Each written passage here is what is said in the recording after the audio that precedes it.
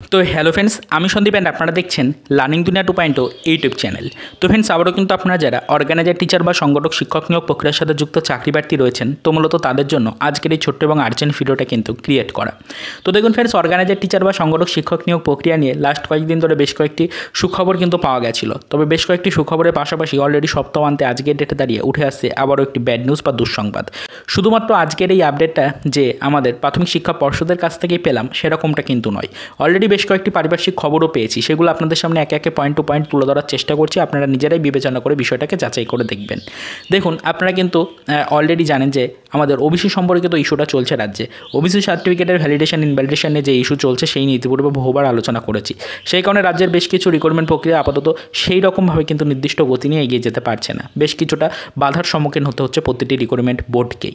তো এরই মধ্যে আমরা কিন্তু খবর পেয়েছিলাম যে রাজ্যে পঞ্চম শ্রেণী অন্তর্ভুক্তিকরণের জন্য কার্যক্রম কিন্তু শুরু করেছে প্রাথমিক শিক্ষা পর্ষদ। বেশ কিছুটা তোড়জোড় কিন্তু নজরে এসেছিল।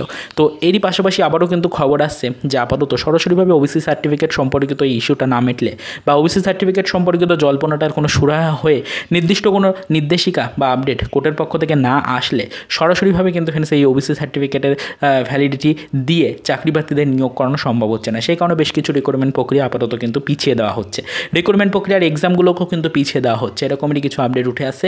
এবং সরাসরি প্রাথমিক শিক্ষা পর্ষদের পক্ষ থেকে এই বিষয়ের উপরে কিছু আপডেট পাওয়া গেছে আজকের ডেটে, যেখান থেকে জানা যাচ্ছে যে আপাতত পঞ্চম শ্রেণীর অন্তর্ভুক্তিকরণের কার্যক্রম শুরু হলেও, ডেটাবেস কালেক্টের কাজ শুরু হলেও এখনও সরাসরিভাবে পঞ্চম শ্রেণীর অন্তর্ভুক্তিকরণের যে ভেরিফিকেশন প্রক্রিয়া সেটা কিন্তু শুরু করতে পারছে না প্রাথমিক শিক্ষা পর্ষদ। এরকমই কিন্তু একটা খবর আপাতত উঠে আসছে। তো এটা একটা কিন্তু নেগেটিভ দিক ইঙ্গিত করছে চাকরি প্রার্থীদের জন্য।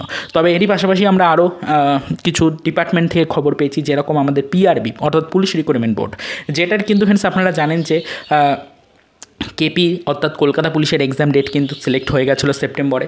তার পরবর্তীতে ডব্লিউপির এক্সাম হতে চলেছিল ইত্যাদি বিভিন্ন বিষয়ে কিন্তু ফ্রেন্ডস এক্সাম ডেট সিলেক্ট হওয়া অলরেডি কমপ্লিট হয়ে গেছিলো। তো এরই মধ্যে কিন্তু অলরেডি ডেপুটেশন জমা দেওয়া হয়েছে পিআরবিতে বেশ কিছু রিক্রুটমেন্ট সম্পর্কিত আপডেট জানার জন্য। সেই সময় সরাসরি পিআরবি থেকে গতকালকেই চাকরি প্রার্থীদেরকে জানিয়ে দেওয়া হয়েছে যে ওবিসি সম্পর্কিত যে ঝামেলাটা চলছে আপাতত রাজ্যে, সেটার কারণে পিআরবি কিন্তু আপনাদের এই এক্সাম ডেট পেছোতে বাধ্য হয়েছে। আপাতত সরাসরি এক্সামের কোনো নির্দেশিকা পিআরবি কিন্তু দিতে পারছে না। তো বুঝতেই পারছেন ওবিসি সার্টিফিকেট সম্পর্কিত যে জল্পনাটা চলছে, যেটা আপাতত সুপ্রিম কোর্টে মামলাধীন অবস্থায় রয়েছে। তো এই সুপ্রিম কোর্টে চলতে থাকা মামলাটা যতক্ষণ না পর্যন্ত নির্দিষ্ট কোনো সুরাহা হচ্ছে, ততক্ষণ পর্যন্ত কিন্তু ফ্রেন্ডস আপনাদের জন্য রাজ্যের বেশ কিছু রিক্রুটমেন্ট প্রক্রিয়া আপাতত কিন্তু স্থগিত থাকছে। সেরকমভাবে কিন্তু গতি পাচ্ছে না রিক্রুটমেন্ট প্রক্রিয়াগুলো। তো এই রকমভাবেই কিন্তু আপনারা বুঝতেই পারছেন যে পুলিশ রিক্রুটমেন্ট বোর্ডের আরও কিছু নিয়োগ রয়েছে, যেগুলো নতুন নোটিফিকেশন আসার কথা রয়েছে।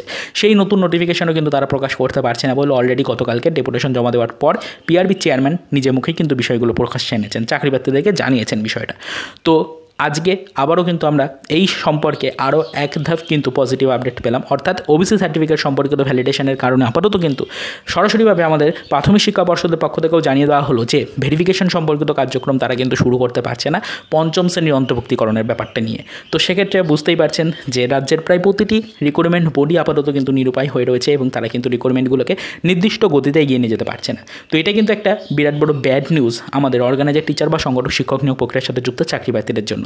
তার কারণ যতক্ষণ না পর্যন্ত পঞ্চম শ্রেণী অন্তর্ভুক্তিকরণ কমপ্লিট করিয়ে আপনাদের জন্য নতুন করে ভ্যাকেন্সি প্রকাশ করা সম্ভব হচ্ছে প্রাথমিক শিক্ষা পর্ষদের পক্ষ থেকে প্রাথমিক শিক্ষক নিয়োগ প্রক্রিয়ার ক্ষেত্রে, ততক্ষণ পর্যন্ত কিন্তু ফ্রেন্ডস অবশ্যই অর্গানাইজার টিচার বা সংগঠক শিক্ষক নিয়োগ প্রক্রিয়ার সাথে যুক্ত চাকরি প্রার্থীরাও জয়নিং কিন্তু পাবেন না। বিষয়টা ভালো করে মাথায় রাখুন। খবর আসবে, নিয়োগ প্রক্রিয়া এগোবে, নিয়োগ প্রক্রিয়ায় বিভিন্ন আপডেট আসবে, তবে জয়নিং সম্পর্কিত অ্যাকুরেট আপডেটটা আপনারা কিন্তু পাবেন না এবং জয়নিংয়ের একদম ফাইনাল স্টেপ কিন্তু কমপ্লিট হবে না।